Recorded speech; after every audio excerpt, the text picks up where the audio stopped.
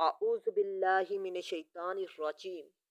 बिस्मिल्लाहिर्रहमानिर्रहीम। अस्सलामु अलैकुम डियर स्टूडेंट्स।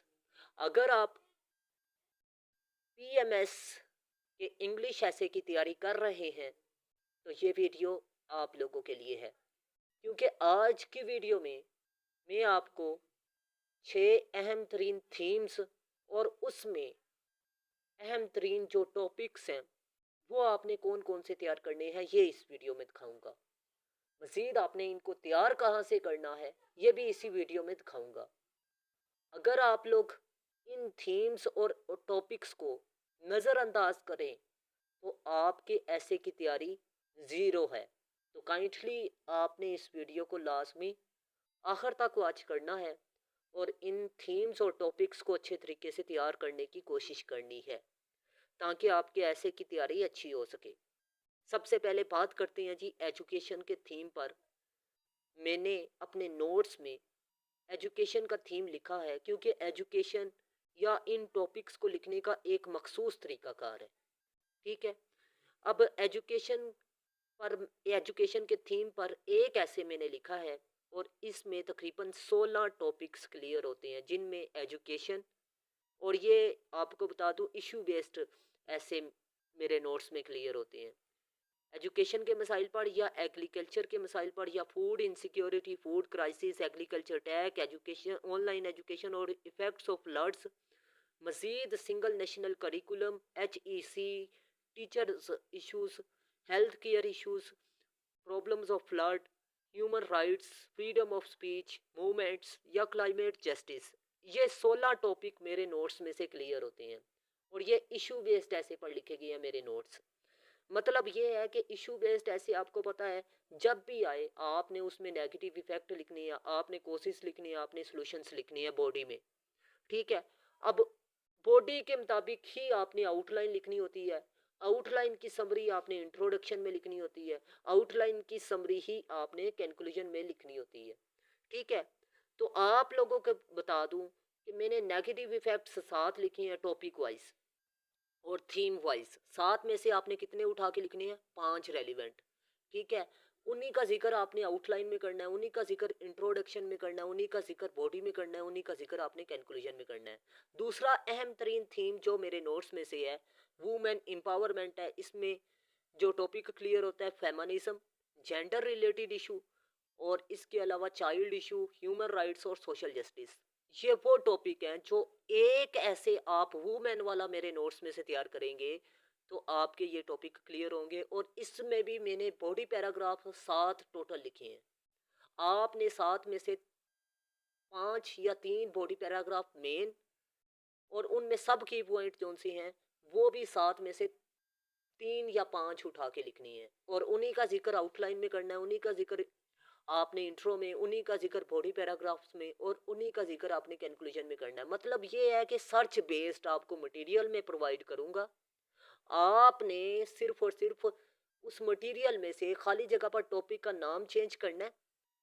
ठीक है। और रेलिवेंट आपने उठा के लिखना है और उसी पर आपने प्रैक्टिस करनी है और वो ही रट्टा लगा के जाना है। इन्हीं इंशाल्लाह इंशाल्लाह आपका ऐसे पास हो जाएगा। ठीक है। इन्हीं में से एक ऐसे लाजमी आएगा। ठीक है। ये कंफर्म आपको बता रहा हूँ। लास्ट टाइम SDO पीरा के 4 ऐसे मेरे नोट्स में से क्लियर हो रहे थे, 5 में से। ठीक है। और आप लोगों को बता दूं कि ऐसे का टॉपिक होता आसान है लेकिन उसमें वो मेन चीज आपकी देख रहा होता है कि आपका ऐसे का स्ट्रक्चर कैसा है। आपने उसमें ट्रांजिशन वर्ड्स का यूज करना होता है, इसके अलावा कनेक्टर्स का यूज करना होता है, आपने idiom of pair of words का यूज करना होता है, आपने समरी की सूरत में इंट्रोडक्शन लिखना होता है, आपने समरी की सूरत में कंक्लूजन लिखना होता है, प्रॉपर बॉडी पैराग्राफ्स आपने पैराग्राफ स्ट्रक्चर के मुताबिक लिखने होते हैं।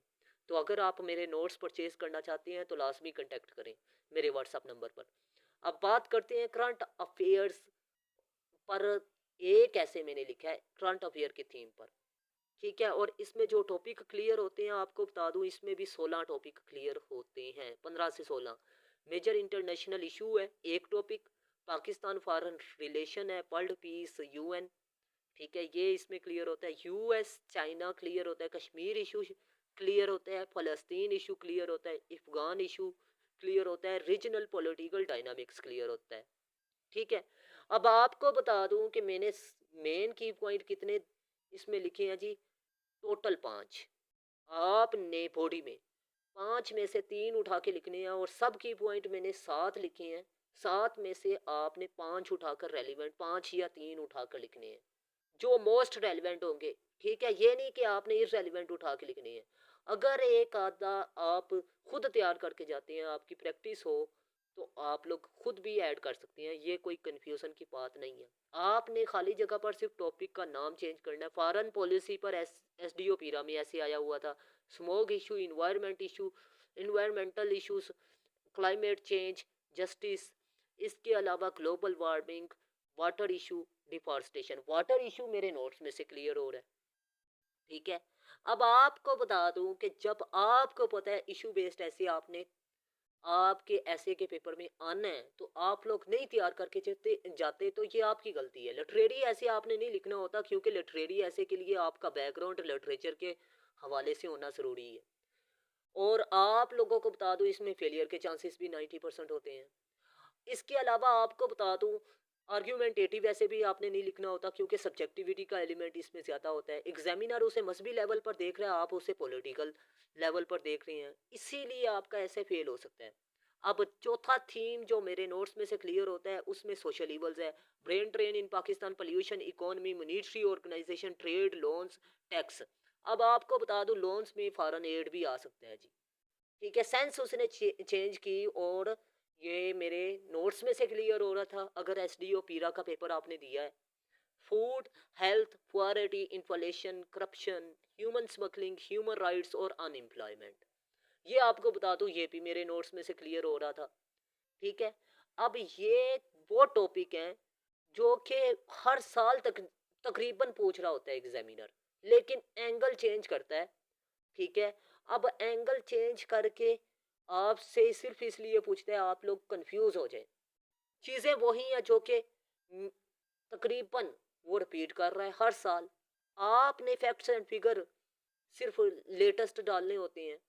अब आप लोग क्या करते हैं कि आप लोग इररेलेवेंट चीज़ें लिख देते हैं, या फिर आप लोग किसी चीज़ को ज़्यादा बयान कर देते हैं, किसी या ऐसे आप मुकम्मल लिख नहीं पाते, ट्रांजिशन वर्ड का यूज़ नहीं करते, ग्रामेटिकली मिस्टेक करते हैं, इसी वजह से ऐसे फेल होता है। ठीक है, आप लोगों को बता दूं, नेक्स्ट जो टॉपिक है, एस्पेक्ट्स ऑफ रिलीजियस इंटॉलरेंस है, इस्लामिक फोबिया है, मिनॉरिटीज है, रिलीजियस है, एक्सट्रीमिज्म है, टेररिज्म है। ये वो टॉपिक हैं जो एक ऐसे आप तैयार करेंगे मेरे नोट्स में से, तो ये 22 टॉपिक क्लियर होंगे। ठीक है, अब आप लोगों के लिए मैं सर्च करके मटेरियल लाया हूँ, 70 किताबों का निचोड़ है। ठीक है, इसके अलावा आपको बता दूं, सीएसएस क्वालिफायर टीचरों से चकशुद है।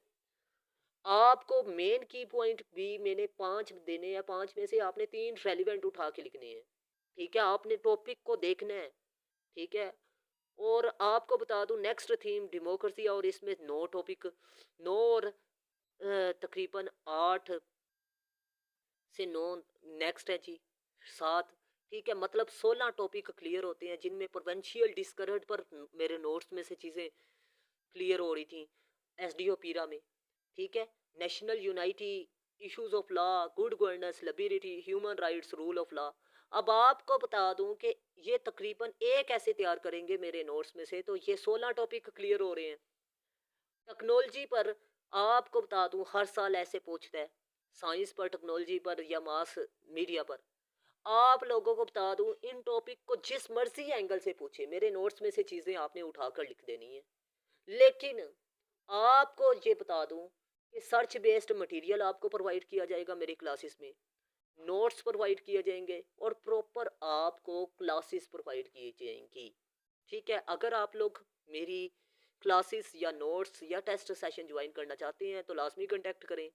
अब आपको बता दूं कि मैंने अपने नोट्स में ADM, transition words, pair of word, logical connectors और सैमुराइज फॉर्म में इंट्रोडक्शन और कैलकुलेशन लिखा है। और बॉडी पैराग्राफ, हर बॉडी पैराग्राफ में एक बॉडी पैराग्राफ में एक ही बात की है, मजीद उसमें topic sentence, extension of paragraph, explanation of paragraph, exemplification of paragraph, और इसके अलावा उसमें एग्जाम्प्लिफिकेशन ऑफ पैराग्राफ। मजीद उसमें आपको बता दूं, कंक्लूडिंग लाइन मैंने लिखी है, ये हर बॉडी पैराग्राफ इस तरह लिखा है।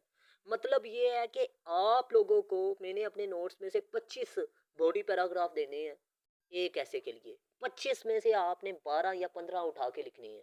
मतलब मैं आपको मटेरियल उठा दूंगा, आपने मटेरियल में से रेलिवेंट चीज़ें उठा के लिखनी है, इररेलिवेंट आपने कट कर देनी है, और उन्हीं का जिक्र आउटलाइन, इंट्रोडक्शन, बॉडी पैराग्राफ और कंक्लूजन में करना है। मतलब चारों हिस्सों पर आपने वही चीज़ें लिखनी है जो रेलिवेंट होंगी। ठीक है, ग्रामेटिकली मिस्टेक नहीं है, आपने सिर्फ रट्टा लगाना है चीज़ों को। ठीक है, 20 से 30 टॉपिक के लिए क्लियर हो जाएगा। ये आसान तरीका है। अगर आप लोग एक ऐसे एक हफ्ते में तैयार करते हैं तो 6 हफ्तों में 6 ऐसे, और आप लोग फेल नहीं होंगे।